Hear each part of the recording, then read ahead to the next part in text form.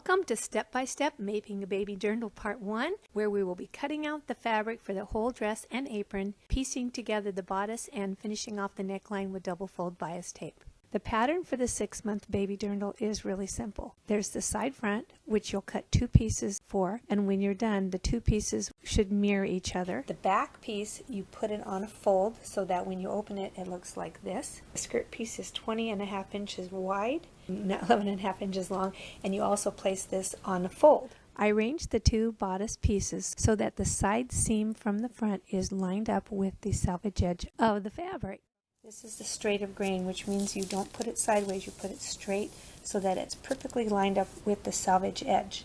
The side back piece is supposed to be placed on a fold, so I'm putting it right here, and then we'll cut it out, and when you open it up, it should look like this picture here. Both sides will be there. I'm going to line this dirndl with this exact same fabric, so I'm going to cut these 2 pieces out here, and then I'll do it again up here.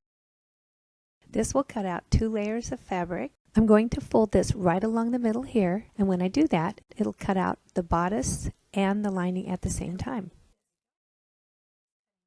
And this basically takes care of the whole top of the dress. This is really just taking me a few minutes.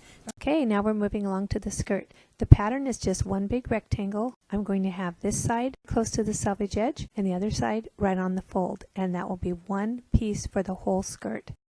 This is the 6-month-old baby skirt placed on the fold of the fabric, and I cut out these other 3 sides. And this is my apron fabric, and I'm going to go ahead and cut it out right now too. Because the apron needs to be about half of the width of the entire dress, I will just cut out exactly the size of this, and I'll disregard the fold, so it'll be half the width of the entire skirt. So here is the one panel for the apron. I laid the back pieces, I should say the back piece down, right side up, and I took one of the side front pieces and laid it on top here, right side together, and of course the reverse on the other side. Pinned both shoulders together. I'll sew those shoulder seams, and while I'm at it, I'll do the exact same thing on the lining pieces. I start by sewing forward, then I go backward, which locks the stitches in, and then I go forward and do the same on the other side, keeping a 1/2 inch seam allowance. I repeat those same steps for each of the shoulder seams. All 4 shoulder seams sewn, I'm going to the ironing board and I'm going to iron them open. After all the seams are ironed open, I'll flip over the bodice and lay the lining on top of it. If I were to rotate this around, you can see that this is going to be the center front and this is the center front. I'm going to stitch the lining to the center front here and the lining to the center front here, right along this with a 1/2 inch seam allowance. Backwards first, and then forward. As soon as this is done, I'll repeat on the other side of the bodice front. And now the bodice is sewn together at the center front. I'm going to fold this down so you can see that this is the center front right here. I'm going to take this side front and the side back and attach them together at the side seams. Then I'll do the same for the lining. Right sides together for both this side back and the lining, and put several pins in there. After the bodice is pinned, reach under and find the 2 side seams for the lining and pin those together in the same way. And then of course we repeat this same process on the other side of the dirndl with the bodice side seams and the lining side seams. When I finish sewing these 2 seams, this is what it looks like. When I finish sewing those seams on each side, the whole thing will be sewn together except for around the neckline. Okay, I'm sewing the back to the front. When I finish this first side seam, I repeat that on the other side and the 2 lining side seams. So here's the center back. You can see it's one big piece. I'm going to lay the center back on the lining back, matching up the side seams. I'm going to pin them in place, the side seams. One there and one here. So I'm going to pull this open like this. I'm going to lay that right on top of the other seam so it's all laying down nice and flat. And again, I'll put one pin there at that seam. I'm also going to put one pin at the center of the back. I'm going to go around here to the front and do the same thing. When I get to the front, because I haven't ironed this open yet, I'm going to kind of use a pin to pull that seam forward a little bit. And I'm going to pin that in place. Okay. Okay, so it looks kind of like this, flat all the way. I'm going to do the same thing on the other side. The very far right and left sides will be the center of the front of the bodice, because this particular dress opens in the front. This is a place that is important. And with my hands, I'm kind of smoothing this out so there's no wrinkles till I get up to the center top here. When I get up there, I'm going to put one pin. I'm going to do the same thing everywhere, kind of smooth it out, and I'm going to match up the lining at the shoulder and the bodice front at the shoulder. I'm going to put those right smack on top of each other and pin those in place. Now I'm going to lay it flat. You can see that it's starting to look, oh, I'm going to change the way this pin goes, the direction of the pin up and down, so that it'll allow it to fold like this. See, it's starting to look like a little bodice, isn't it? Again, I'm going to move this pin so it goes up and down instead of sideways, because it doesn't let me fold it. So that looks pretty much like the way the dirndl is going to look. Or we're going to do snaps here with buttons on top of the snaps. So those snaps are easier to put in, I think, than buttons and buttonholes. This is where it's going to overlap. So I'm going to go to the ironing board and press all this, and then we will stitch along the seam lines just to hold the bodice to the lining everywhere. So that's an important thing, to iron it down, really get it nice and flat, and then when you pin it, it should all stay put really nicely. To make ironing this a little more simple, I took my pin and I poked it into the ironing board right at the center front, and I can kind of have a little resistance there. And then I'll take my iron and iron in between those pins and iron everything down and flat and steam it really well.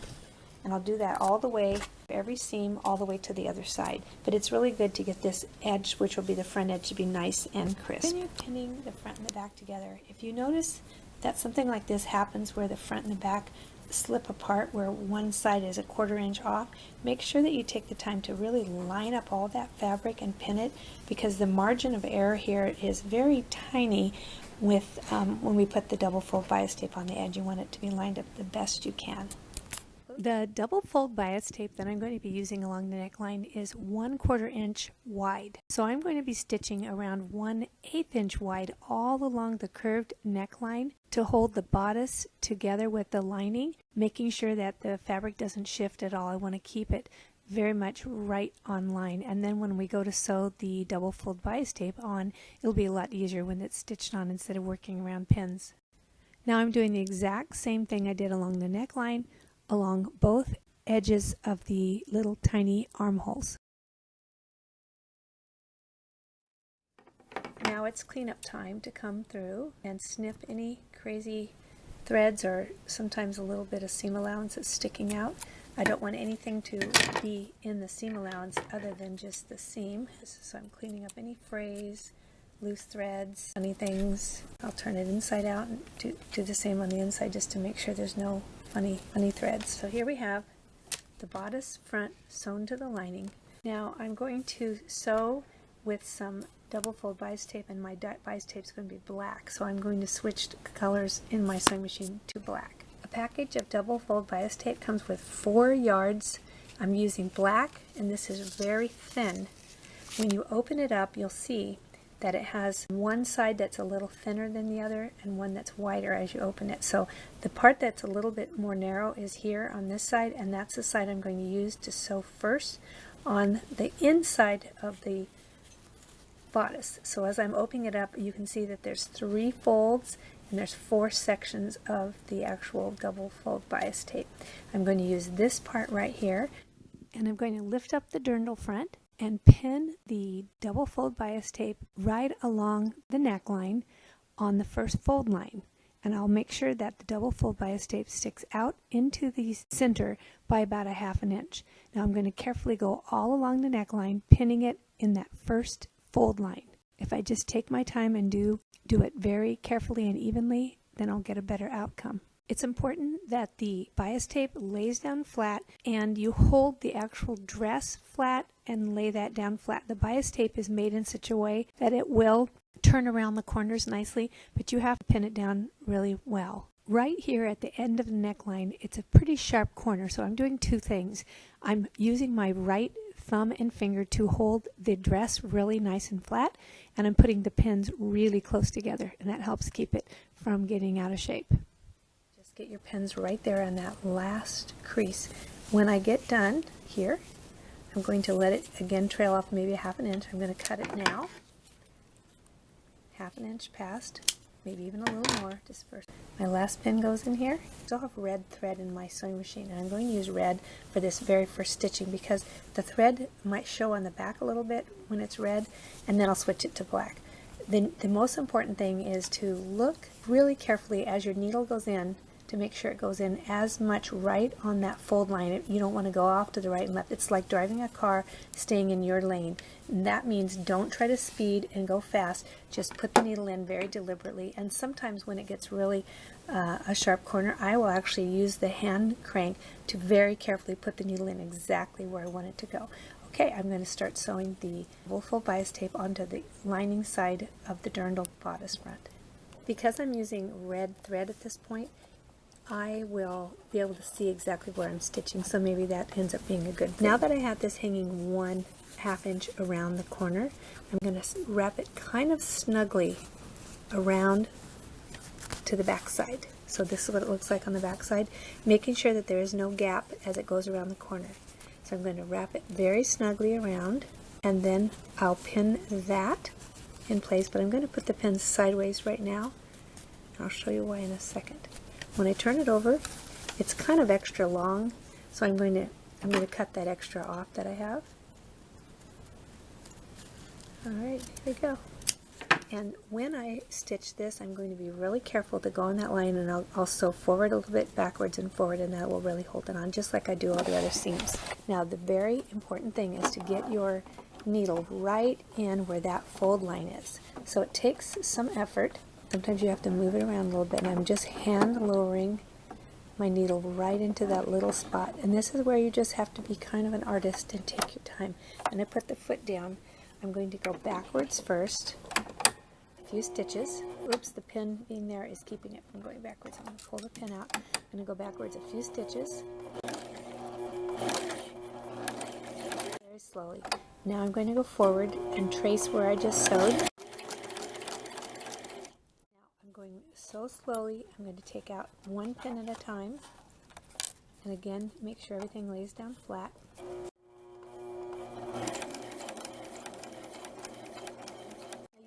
To be a master seamstress to do this. You just have to be really patient and don't try to rush it.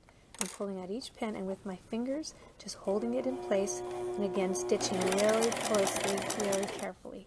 And if you go slow, see how I'm kind of smoothing out this just to make sure there's no wrinkles? That's the main thing. This double fold bias tape, being that it's cut on the bias, it will lay flatly as it goes around the corner. And you just have to kind of tell it who's boss and just go really slow. Now I'm pulling out this pin with my finger, and if you try to rush, you might mess up. Each time I stop, I make sure the needle is in so nothing moves. I'll pull out the next pin and stop with the needle in again. And my fingers can feel if there's any funny things happening. Hopefully there's no wrinkles. Now see right here, I notice there's a little extra seam allowance, so I might just move this over a little tiny bit so that it's not quite so much seam allowance. There we go. There we go. I might get a little bit speedier on this straightaway that is very straight. It's kind of like speeding on a speedaway, and then on a straightaway, and then you slow down when you get to the corner.